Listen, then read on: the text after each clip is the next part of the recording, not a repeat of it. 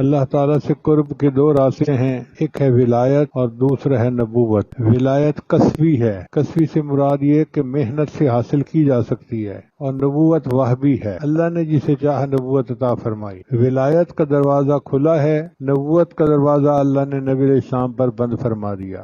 جیسے ایک آدمی چاہے کہ میں پہلوان بنوں، اچھی غذا کھائے، روزانہ ورزش کرے تو چند دنوں میں وہ پہلوان بن جائے گا۔ یہی معاملہ ولایت کا ہے کہ جو بندہ چاہے کہ مجھے اللہ کا قرب ولایت کا مل جائے، وہ تقوی اختیار کرے، گناہوں سے بچے، اسے اللہ کا قرب مل جاتا ہے۔ عام طور پر لوگ سمجھتے ہیں کہ ولی وہ لوگ ہوتے ہیں جو الگ مخلوق ہوتے ہیں، ہوا میں اڑتے ہیں، پانی پہ چلتے ہیں، وہ خوارق کی عادت ہوتی ہے، ورنہ وہ ہمارے جیسے ہی ایک بندے ہوتے ہیں، مگر انہوں نے اپنے آپ کو اللہ کے حکموں کے سامنے جھکا دیا ہوتا ہے، اپنی زندگی سے معصیت کو نکال دیا ہوتا ہے، اللہ کے مقبول بندے بن جاتے۔ یہاں ایک سوال پیدا ہوتا ہے کہ جو اولیاء اللہ ہیں ان کی نشانیاں کیا ہیں؟ سب سے پہلی نشانی کہ ان کے چہروں کو دیکھو اللہ یاد آتا ہے۔ اذا رؤوا ذکر اللہ، نبی اسلام نے فرمایا کہ ان کے چہروں کو دیکھو اللہ یاد آتا ہے، یہ ان کی پہلی نشانی ہے۔ ان کے دل میں جو اللہ کی محبت ہوتی ہے وہ ان کے چہروں سے جھلکتی ہے، جو تہجد کی ان کی برکات ہوتی ہیں اللہ ان کے چہرے پہ سجا جاتے ہیں، پر نور چہرہ، ایسا چہرہ اپنائیت محسوس ہوتی ہے، محبت محسوس ہوتی ہے، جس طرح لوہا مقناطیس کی طرف کھنچتا ہے، بندہ اس طرح اولیاء اللہ کو دیکھ کے ان کی طرف کھنچ رہا ہوتا ہے، دل کھنچ رہا ہوتا ہے، وہ دلوں کے مقناطیس ہوتے ہیں۔ دوسری نشانی کہ ان کو موت بہت پسند ہوتی ہے، اللہ فرماتے ہیں قل یا ایھا الذین ھادوا ان زعمتم انکم اولیاء للہ من دون الناس فتمنوا الموت ان کنتم صادقین۔ موت انہیں کیوں پسند ہوتی ہے کہ ان کو پتہ ہوتا ہے کہ مرنے کے بعد ہمیں اللہ کا دیدار نصیب ہوگا، اللہ سے ملاقات ہوگی، تو ان کا دل چاہتا ہے کہ بس یہ دنیا کا امتحان ختم ہو، موت آئے اور مجھے میرے اللہ سے ملا دے۔ حدیث مبارکہ میں الموت جسر یوصل الحبیب الی الحبیب، موت ایک پل ہے، ایک دوست کو دوسرے دوست کے ساتھ ملا دیتی ہے۔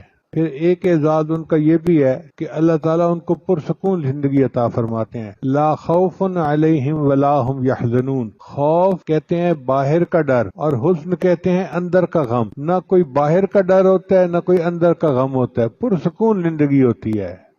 بعض علماء نے خوف اور حزن میں فرق یہ کیا کہ خوف کہتے ہیں الفکرۃ علی ما آت، کسی آنے والی پریشانی اس کے اوپر بندے کو خوف ہونا، اس کو خوف کہتے ہیں، اور حزن کہتے ہیں الحسرۃ علی ما فات، جو ہو گیا اس کے اوپر حسرت، ان کو نہ حسرت ہوتی ہے نہ خوف ہوتا ہے۔ بعض نے فرمایا کہ جو اپنے بارے میں ہو اس کو خوف کہتے ہیں، اور جو کسی دوسرے کے بارے میں ہو اس کو حزن کہتے ہیں۔ اس لیے سیدنا صدیق اکبر جب غار ثور میں نبی علیہ السلام کے ساتھ گئے تو اللہ نے فرمایا اپنے حبیب کے حوالے سے لا تحزن ان اللہ معنا، لا تخف نہیں فرمایا کہ خوف نہ کر، لا تحزن غضن نہ کر، اس لیے کہ ان کو اپنا ڈر نہیں تھا، ان کو نبی علیہ السلام کا غم تھا کہ یہ کافر جو ہیں کہیں میرے محبوب تک رسائی حاصل نہ کر سکیں۔ تو بہرحال اولیاء اللہ کی یہ نشانی، نہ کوئی خوف ہوتا ہے نہ کوئی حزن ہوتا ہے، پرسکون زندگی ہوتی ہے۔ ایک بزرگ فرمایا کرتے تھے کہ اللہ نے اپنے اولیاء اللہ کے سینوں میں جو سکون رکھا ہوتا ہے،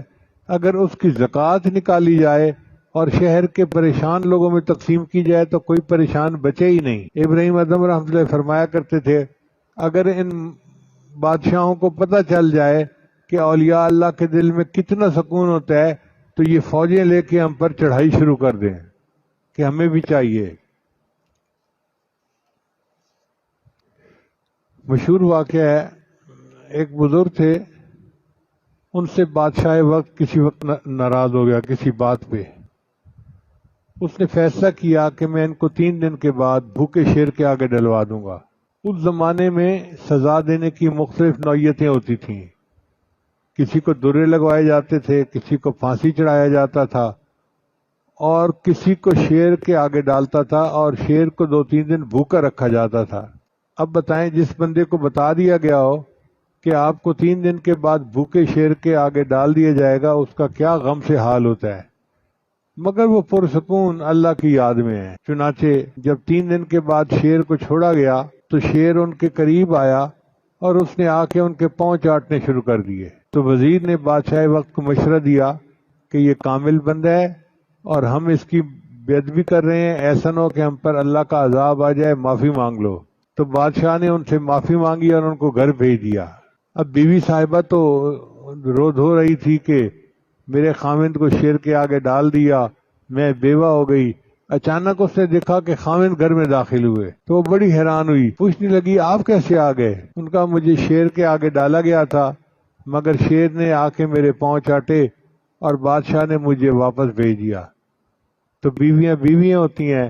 اس نے کہا اچھا مجھے سچی سچی بتائیں کہ جب شیر آپ کی طرف آ رہا تھا اس وقت آپ کے دل کی کیا کیفیت تھی، آپ کیا سوچ رہے تھے؟ کہنے لگے میں اس وقت یہ سوچ رہا تھا کہ اس کا لعاب پاک ہوتا ہے یا ناپاک ہوتا ہے، یعنی اپنی موت کا غم نہیں، یہ فقہی مسئلہ سوچ رہے ہیں کہ لعاب پاک ہوتا ہے یا ناپاک ہوتا ہے۔ ایسی اللہ تعالیٰ پرسکون زندگی عطا فرما دیتے ہیں۔ انہوں نے اپنی مرضی کو اللہ کی مرضی میں گم کر دیا ہوتا ہے، اس لیے پرسکون ہوتے ہیں۔ اب ہم سوچتے ہیں ایسے ہونا چاہیے تھا، ایسا نہیں ہوا۔